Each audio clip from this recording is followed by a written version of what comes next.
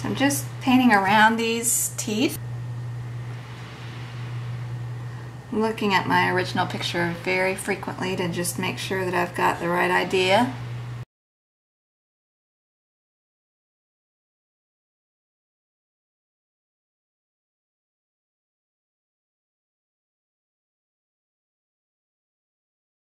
I'm going to just continue working on building up tones. Of course, my trusty first technique of wetting the whole area. As usual.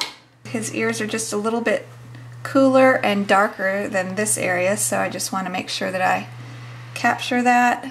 And now that I have this all wet, I can go ahead and start dropping in more details. I'm combining black with burnt sienna. Black can act as a really nice agent to cool down lots of different colors. So that's what I'm doing. Then right along this edge, he has some black. So I'll just put that in. It's spreading a little bit too much for my liking, but I'll go back and like clean that up. In fact, what I could do, I'll try a little experiment. What I can do is I'm taking a semi-moist brush that I've squeezed out. Just squeezed out the extra. And I'm gonna just blot this up a little bit.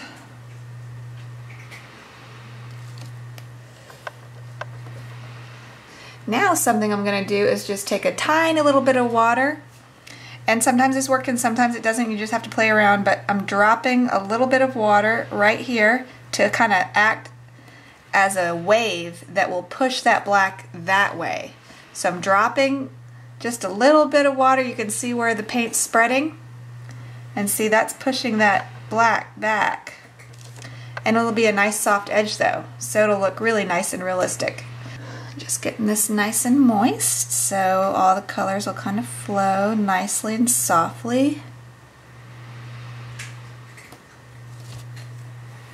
I'm going to go and pick up my cooled off burnt sienna, which is a mixture of burnt sienna and black.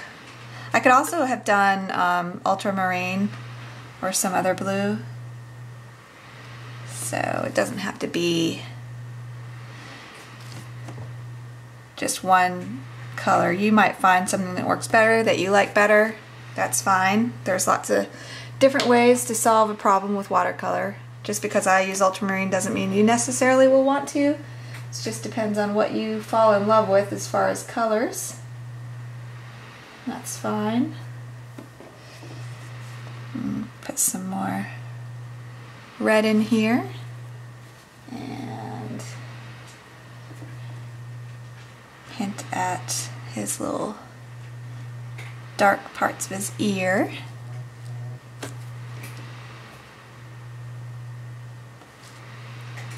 I'm tempted to go in here and drop in some dark areas in the middle, but it's going to cauliflower because it's too dry now to do that. Now I have to let it completely dry before I go back in and work it, so we're going to let this ear keep drying.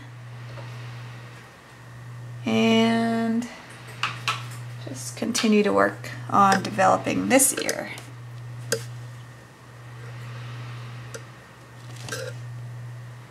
Okay. Get more burnt sienna on my brush.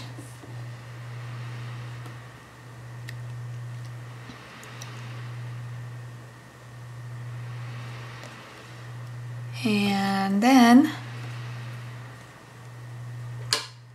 just like I did with the other ear, I'm going to get my brush pretty dry and then scrub it around in the black.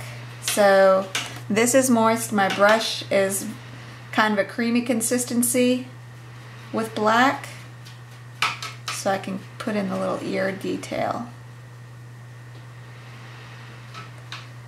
And really it needs to dry a little bit more. I think this is doing nicely. I'm gonna put a little bit more though. Now since my brush is really dry, I can go back into this semi-dry area and it won't cauliflower because my brush is still a little bit dry compared to the paper. And that'll be nice and soft when it dries.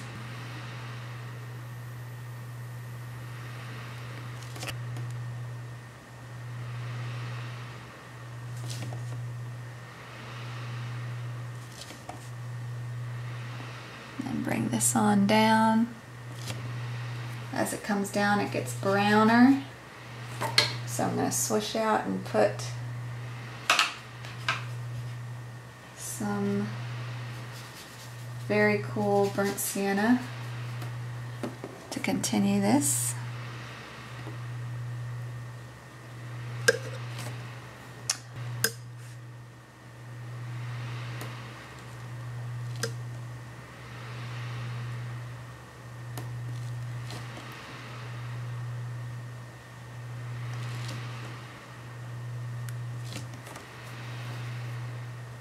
It's a good start on the ears, right?